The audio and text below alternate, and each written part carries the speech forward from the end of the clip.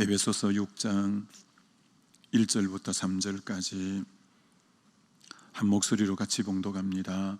자녀들아, 주 안에서 너희 부모에게 순종하라. 이것이 옳으니라. 내 아버지와 어머니를 공경하라. 이것이 약속 있는 첫 계명이니 이로써 내가 잘되고 땅에서 장수하리라. 아멘. 나는 겨우 자식이 되어간다 라는 제목으로 말씀 전가하려고 합니다. 기도를 부탁하고 간구 하나 하면 1년 전부터 약속되어져 있는 일본의 부흥의 집회가 다음 주로 다가왔습니다. 야나가와라는 도시에서 부흥회가 있는데 장로교나 여러 교회들이 다 모여서 같이 연합 집회로 하게 됩니다. 일본의 이 복음의 문들이 잘 안 열리는 거 여러분이 아니까 기도 많이 해주셔서 이번에 생명 있는 복음이 증거될 수 있도록 기도해 주시고, 또 일본 사람들이 오면 전도용으로 우리 선교사님이 가능한 이것 좀 가져왔으면 좋겠다는 게, 일본 사람들이 한국 미역, 한국 김, 한국 과자를 그렇게 좋아한대요. 그래, 그걸 이제 좀 한 수백 개 정도 좀 준비했으면 좋겠다고 해서 김하고 미역하고 한국 과자를 한 세트씩 좀 준비해 가려고 합니다. 그래서 좀 전도하고 또 집회에 동참시키고 이런 전도용으로 좀 많이 만들어 가려고 하는데, 혹 여러분 기도하는 가운데 또 이 일본 선교에 동참하고 싶은 분들은 또 조금 헌금해 주셔도 감사하겠습니다. 자, 오늘 나는 겨우 자식이 되어간다, 이런 제목인데요. 책 제목인데 그건 뒤에 가서 말씀드리고요. 어제 우리는 요셉이 참 효자였다, 이런 부분을 살펴보았죠.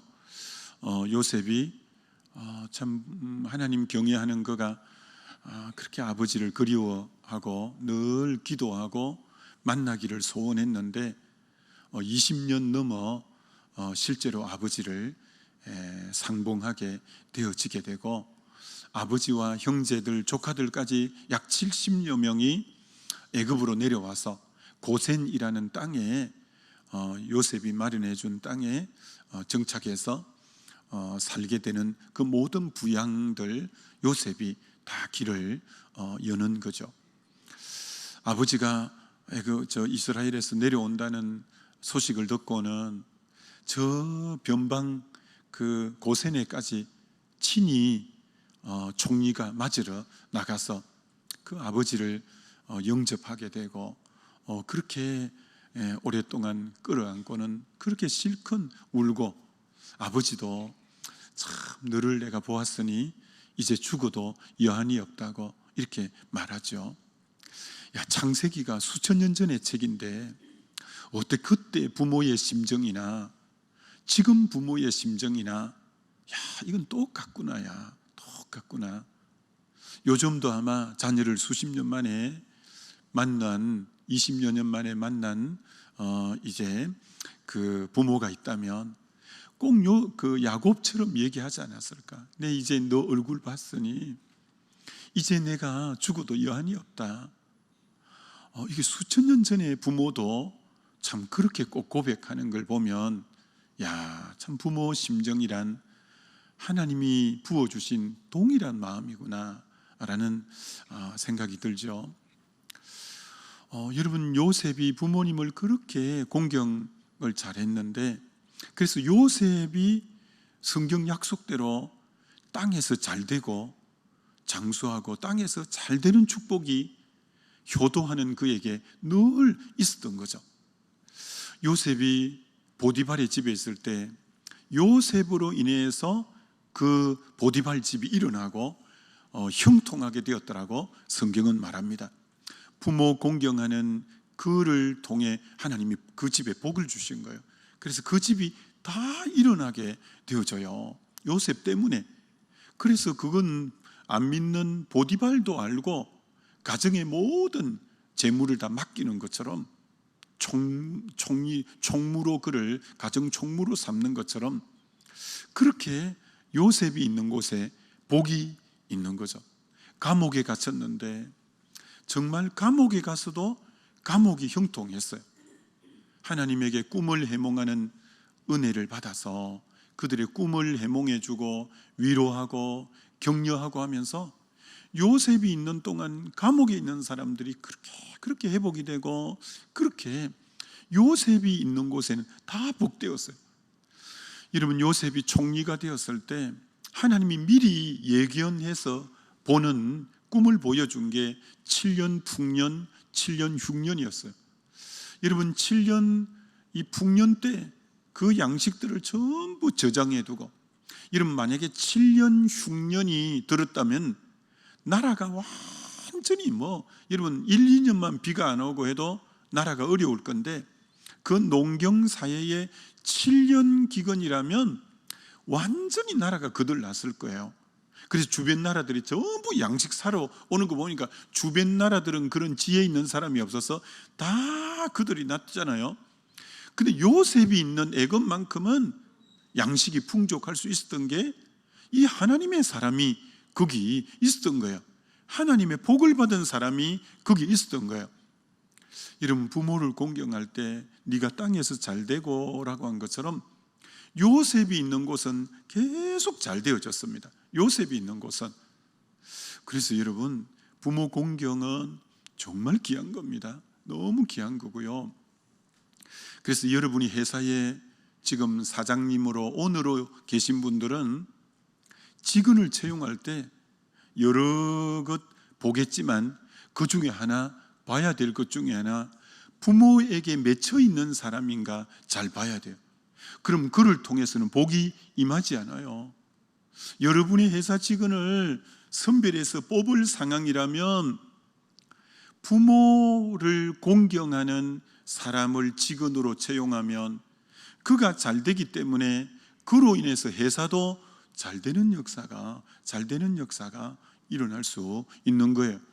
그렇기 때문에 여러분이 사람을 채용할 때 부모 공경하는 사람이 여러분의 직원으로 들어오면 그 때문에, 요셉 때문에 보디발 집이 잘 되고 애굽 나라가 잘 되고 감옥이 잘 됐던 것처럼 여러분이 사람을 뽑을 때 부모와 맺혀 있는 사람이 아닌 부모를 공경하는 사람을 잘 뽑는 것도 어떤 의미로 지혜 가운데 하나다, 이렇게 말할 수 있겠죠.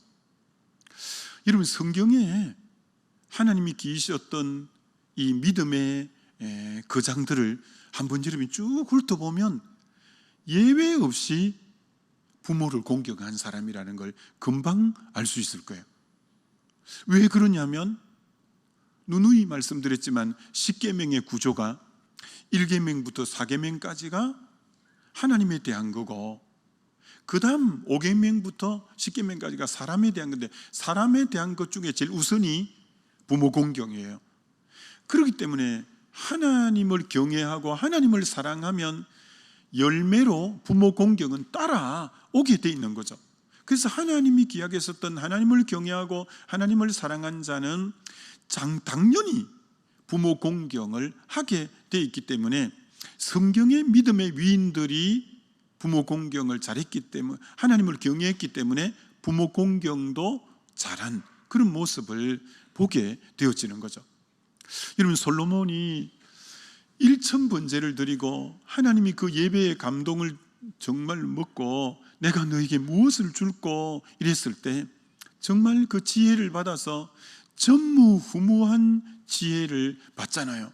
그 나라가 얼마나 태평성대를 누리는지 모릅니다.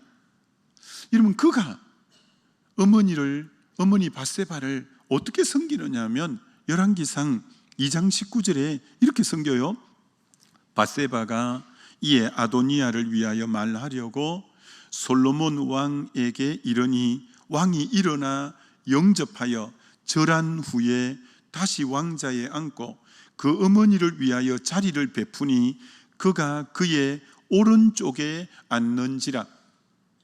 여러분, 왕의 오른쪽에 앉는 분은 가장 존중한다는 표시예요. 예수님이 지금 어디 계시냐면은 하나님 보좌 우편에 계셔요. 우편에 계시다는 것은 가장 존중하는 그런 의미의 표현 중에 하나예요. 솔로몬이 어머니 바세바를 왕의 자리 우편에 자리 잡게 하고 그렇게 어머니를 귀하게 섬긴 것을 보죠. 부모 공경의 가장 모델은 예수 그리스도이십니다. 예수 그리스도. 예수님이 기사가 그렇게 어떤 의미로 많이 나와 있지는 않아도 12살 때도 이렇게 말씀하는 부분이 나옵니다. 누가복음 2장 51절에 예수께서 함께 내려가사 나사렛에 이르러 순종하여 받드시더라. 그 청소년 시기에도 그렇게 순종하여 받드시더라 이렇게 말해요. 참 그 부모님을 잘 순종했고 잘 받들었다고 성경이 청소년 시기에는 그 한 부분이 나와 있고요. 예수님의 십자가상에서까지 예수님의 십자가 지실 때요, 그 여러 마리아들과 여인들과 어머니도 예수님의 십자가 아래까지 오셨어요. 그때 예수님이 어머니에게 정말 사랑하는 제자 요한에게 어머니를 부탁합니다. 마지막 숨지기 전에 어머니를 부탁하고 가셔요. 지금 그 형편에 내가 지금 서서히 생명이 꺼져가고 너무 고통스러운데도 어머니를 챙기시는 우리 예수님인데 이렇게 말씀하셔요. 요한에게 또 그 제자에게 이르시되 보라 너 어머니라 하신데 그때부터 그 제자가 자기 집에 모시니라. 여러분, 전성에 의하면 사도 요한이 예수님의 어머니 마리아를 수십 년 이렇게 잘 모셨다고 전성에는 이어져 내려오고 있는 거죠. 예수님도 그렇게 어떤 의미로 효자 중에 효자가 우리 예수님이셨다는 거죠. 종교개혁자 마틴 루터는 이렇게 말했습니다. 부모는 하나님 다음으로 높여 드려야 한다 이렇게 말을 했습니다. 여러분, 하나님을 경외하는 것은 표가 잘 안 나잖아요. 하나님 안 보이시니까. 우리 이번 해에 주제구절이 뭐냐면 보이지 않는 하나님의 사랑은 보이는 형제를 사랑함으로 보이지 않는 하나님 사랑을 확정하라. 보이지 않는 하나님을 내가 사랑한다. 그건 뭘로 증명하고 할 거냐면 보이는 형제를 사랑함으로 보이지 않는 하나님 사랑을 확정하는 것처럼 하나님 경외는 그 다음 사람을 사랑하는 건데 그 보이는 형제 중에 제일 우선이 부모이니까 부모 공경이 하나님 경외의 정명이고 영수증 첨부와 같은 것이 바로 이 부모 공경이라 이렇게 말할 수 있는 거죠. 부모를 공경하라. 이 공경하라는 말을 히브리어로 보니까 가베드라는 단어를 쓰는데 가베드는 두 가지 뜻인데 하나는 우리 신체 장기 중에 여러분 우리 몸 안에 장기 중에 어떤 장기가 제일 귀할까요? 간이 정말 중요하잖아요. 근데 이 가베드의 첫 번째 뜻은 간이라는 뜻이에요. 그건 굉장히 중요하다는 거고요. 두 번째 가베드의 뜻은 무겁다라는 뜻이에요. 무겁다라는 것은 경히 여기지 않는다, 가볍게 여기지 않는다는 존중한다, 굉장히 중요하게 여긴다 그런 뜻이에요. 공경은 아주 중요하게 여기고 존중해 드리고 그런 뜻이 이 가베드라는 뜻이에요. 잠언에 이 말씀이 나와 있어요. 잠언 23장 22절에 너는 너 낳은 아비에게 청종하고 내 늙은 어미를 경히 여기지 말라. 경히 여기지 말라는 경히, 가벼울 경자. 너 낳은 어미를 가볍게 여기면 안 된다. 어머니를 가볍게 여기면 안 된다. 그리고 잠언 23장 25절에도 내 부모를 즐겁게 하며 너 낳은 어미를 기쁘게 하라. 정말 부모님을 즐겁게 하고 기쁘게 해드리는 것이 필요하다라는 거죠. 그러나 실제로 부모님을 모시면 너무 어려워요. 너무 힘들어요. 그렇지 않습니까? 저도 뭐 대학 3학년 때 이제 성령 충만 받고 대학 졸업하고 군대 갔다 와서 이제 신학하고 목회해서 이제 결혼을 했잖아요. 성령 충만할 때였잖아요. 그러니 제 결혼 조건이 두 가지였어요. 홀어머니, 일찍 홀로 된 어머니 모실 사람. 내 결혼 조건이 그랬어요. 두 번째는 제가 믿음의 가정이 아니었기 때문에 믿음의 가정. 그래서 제가 좀 너무 연애도 잘 안 하고 중매했는데 중매에서 두 가지를 물어봤어요. 어머니를 난 모셔야 된다. 그래서 잘 모시겠대요. 그리고 하여튼 믿음의 가정. 근데 이제 어머니를 딱 모셨는데요. 장난이 아니더만요. 야, 어머니가요. 옛날 집사람 없을 때 어머니와 다른 여자가 하나 딱 끼니까요. 어머니가 이상해져요. 그런 어머니 난 처음 봤어요. 이 어머니는 마냥 태산 같고 기대도 되고 의지해도 되고 나를 위해 모든 걸 내어주는 너무나 좋은 어머니인데 다른 여자가 하나 딱 들어오니까 옛날 그 어머니가 아니고 굉장히 예민해지시고 그러니까 쉽지 않더만요. 그리고 우리는 이제 젊은 세대는 빨래가 있으면 좀 모았다 세탁기 이어서 돌리고 하는데 양말 하나 있으면 보르륵 가서 빨고 그러니까 며느리가 정말 자불안석이죠. 그래서 어머니를 무조건 같은 공간 안에 모시는 게 효도가 다 아니구나. 모시면서 그걸 느끼겠더라고요. 정말 잘해드리고 싶은데 만만치 않구나. 이거 만만치 않구나. 그래서 나중에 이제 누님 댁에 잠시 또 누님이 좀 어머니 좀 도움이 필요하다 해서 아이들 잠시 봐주고 해서 가서 이제 다시 오실 때 돼서는 우리가 집을 하나 옆에다가 마련해 드렸어요. 그게 훨씬 효도가 서로가 마음이 편했어요. 편해서 그렇게 이제 해드렸는데 참 쉽지 않더라고요. 쉽지 않아서 마음은 어떻게든지 잘해 드리고 싶은데 같이 사니까 참 녹록지 않았어요. 우리는 잠을 자야 되는데 잠을 그 바깥에 거실에서 따그닥따그닥고 잠도 안 주무시고 우리는 새벽 기도도 가야 되는데 하여튼 만만치 않더라고요. 그래서 이제 어머니 이제 돌아가시기 전에는 몸에 이제 또 중한 질고가 있어서 잠시 요양병원에 계셨는데 그래서 이제 자식의 마음에 어떻게든지 좀 좋은데 모셔야 되겠다라고 해서 제일 좋은 그 장소 그것도 2인실 제일 좋은데 좀 비싸더라도 어머니 잘 모셔야지 했는데 못 있겠다는 거예요. 그것처럼 또 힘든 게 없어요. 못 있겠다니까. 그래서 또 근데 이제 몸이 중하니까 병원에 계시긴 계셔야 되는데 그 잠시 또 모시고 나와서 이제 힘들어 못 있겠다니까 어떻게 하나 하다가 주님이 지혜를 주셨어요. 그래서 믿음이 있는 공동체가 있는 그 이제 믿음의 병원에 2인실이 난 이제 2인실이 좋을 거라고 그거가 비싸고 좋으니까 그게 아니었어요. 6명 있는 전부 믿음의 공동체가 있고 매일 예배를 드리고 그래서 매일 예배 드리고 매일 기도받고 그러니까 너무 편해하시고 좋아하시는 거예요.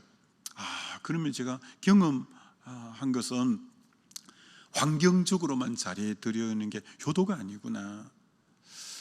믿음이 마음껏 믿음의 교제를 할 수 있고 믿음의 예배를 계속 드리고 목사님이 계속 찾아뵙는 그런 이제 딱 병원에 계시니까 너무 안정되게 계시고 편해하시고 그러면서 그렇구나 그런 걸 참 겪으면서 느꼈네요.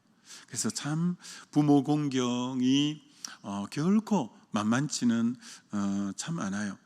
그러나 우리가 분명히 꼭 또 누누이 말씀드리지만 부모님이 나에게 뭐 해줬다고, 다른 부모들은 저런데 우리 부모는 뭐라고, 도리어 나에게 얼마나 상처를 주었는데, 그런 조건을 따지면 공경 못해요. 성경은 절대 그런 거 앞에 조건을 붙이지 않았다는 거예요.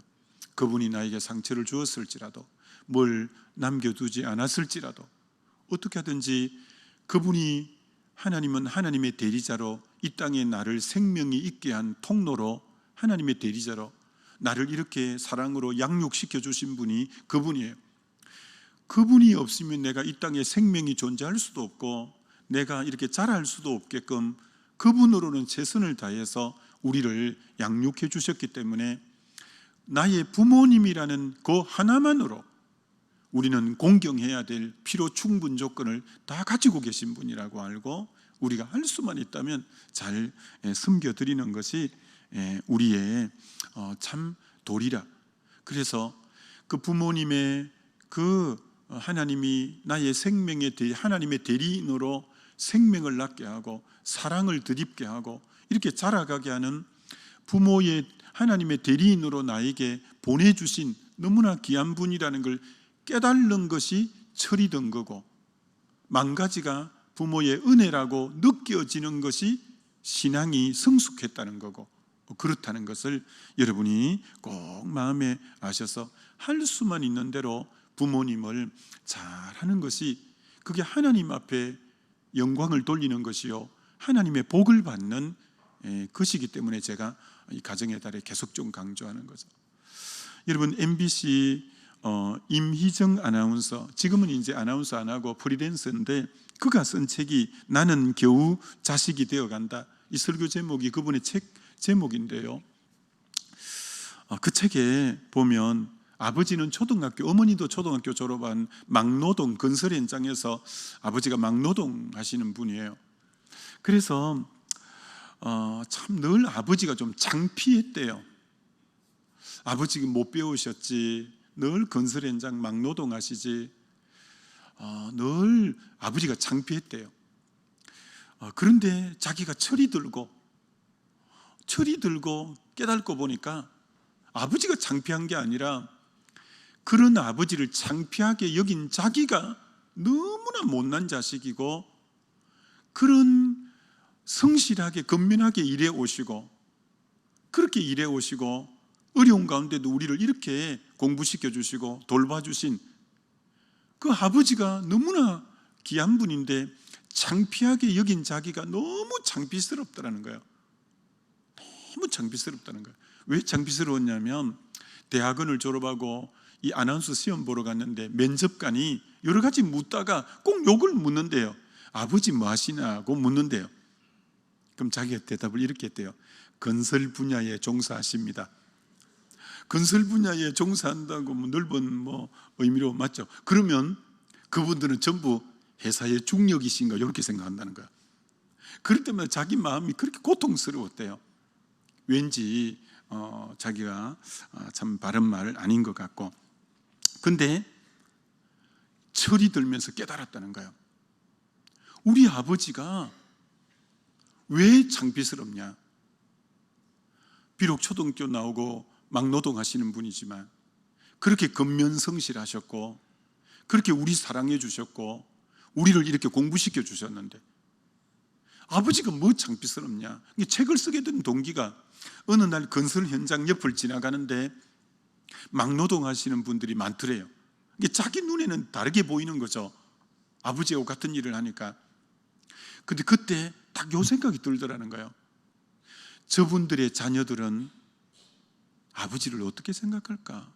저분들의 자녀들은 아버지를 어떻게 생각할까? 저들도 나처럼 저런 일을 하는 아버지를 창피하게 생각하진 않을까?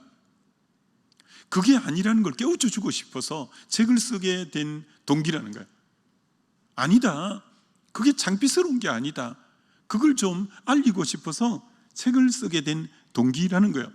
자, 그래서 이제 그러다 보니까 부모님에 대한 얘기가 책에 많이 실려야 되니까 아무래도 또 이런저런 안 좋은 얘기도 좀 약간 부족한 부분도 들어가야 되니까 마음이 약간 또 그렇더래요. 그래서 부모님에게 물어봤대요. 제가 이번에 이 책을 한번 발간하고 싶은데 어머니 아버지 어떻게 생각하세요? 아버지 어머니 이런 부분까지 다 넣어서 책을 좀 쓰려고 하는데, 근데 부모님이 이렇게 대답했다는 거예요. 우리는 어떻게 해도 돼. 우리는 어떻게 돼도 돼. 네가 좋다면 책 내. 그 순간까지도 우리가 뭐 창피당하고 이런 거 아무것도 아니야. 우리가 뭐 못났다고 뭐 초등학교 졸업하고 막 노동했다고 그걸 세상에 알려지는 거, 우리는 어떻게 해도 돼. 네가 원한다면 해. 야, 부모 마음은 내 세상에 어떻게 비추어져도 난 괜찮아. 네만 원하는 거고 그러면 책 내도 돼. 참 그 심정이 부모 심정이야. 마지막까지 자기는 뭐 짓밟히고 뭐 해도 난 상관없어, 괜찮아, 너만 원한다면 책 내 라고 하더라고 하는 거예요. 그러면서 이분은 마지막에 이렇게 표현해요. 나를 움직이는, 내가 가만히 보니까 내 인생에 나를 움직이는 원동력은 우리 어머니 아버지였다, 부모님이셨다. 내 인생의 동력은 부모님이셨다, 이렇게 표현하고 있는 것을 봅니다. 부모님이 물질적 지원은 많이 못해 주셨지만 언제나 응원해 주셨고 사랑해 주신 것이 오늘 자기가 여기까지 있게 된 큰 뒷받침이었다. 그래서 부모님이 자기 삶의 원동력이었다, 참 이렇게 고백하는 모습을 봅니다. 여러분, 그렇습니다. 옛날에 왕이 신하를 뽑을 때 효도하는 자를 신하로 뽑았다는 거예요. 왜요? 부모에게 잘하는 사람은 임금에게도 잘하게 돼 있는 거라는 거죠. 부모에게 효도하는 사람이 절대 역적이거나 구태타를 일으키거나 모반을 깨하는 일이 없다는 거예요. 부모에게 잘하는 이는 임금에게도 잘하고 언제나 권위자에게 잘한다는 거예요. 어머니를 사랑하고 사랑하는 사람치고 마음씨 고약한 사람은 없다. 이 프랑스 작가 알프레드 머세라는 분이 한 말인데, 어머니를 사랑하는 사람치고 마음씨 고약한 사람은 없다 라고 하는 거죠. 오늘 여러분, 이 땅에 탄식 소리가 인륜이 무너지고 있다. 그게 이제 부모 공경이 무너지고, 이게 부모 공경이 무너지는 건 여러분, 하나님 경외가 먼저 무너져서 부모 공경이 무너지는 거예요. 하나님 경외의 열매가 부모 공경이기 때문에 인륜이 무너진다고 탄식하는 부모 공경이 무너졌다는 말은 사실 뿌리로 들어가면 하나님 경외가 먼저 무너졌기에 부모 공경이 무너지게 되고 인륜이 무너지게 되는 거예요. 다시 복원해야 될 것은 하나님 경외, 그 다음 부모 공경. 그렇게 될 때 인륜이 이렇게 살아나게 되고 회복되게 되어진다라고 할 수 있는 거죠. 아무쪼록 다시 말씀합니다. 천하를 얻고도 목숨을 잃으면 그게 무엇이 유익하리요? 라고 마태복음 16장에 나와 있는데, 혹 부모님이 지금 다 갖추고 나름대로 세상에 성공하고 그런 부모님일지라도 그 안에 예수 생명이 없다면 그건 아무것도 아니라는 거죠. 마치 누가복음 12장에 부자가 그렇게 소출이 많아 창고에 꽉꽉 재도 이 어리석은 자야, 오늘 밤에 네 영혼을 도로 취하면 그 모든 것이 네 것이 되겠느냐. 부모님에게 영원한 생명이 없다면 지금 부모님이 가지고 있는 그거 아무것도, 영혼을 취해버리면 아무것도 그 네 것이 되겠느냐. 그래서 우리가 진짜 다시 말합니다만 최고의 효도는 우리 부모님 예수 믿게 하고 십자가 복음을 들려주어서 구원 얻게 하는 것처럼 효도는 없다, 이렇게 말할 수 있는 거죠. 아무쪼록 이 말씀들 잘 마음에 새겨서 승리하는 저와 여러분 되시길 주의 이름으로 축원합니다. 우리 기도하겠습니다. 하나님 경외하기를 잘 가르쳐서 우리 자녀들도 공경하고 우리도 또 그러면 좋겠죠. 주여 한번 부르고 기도합니다.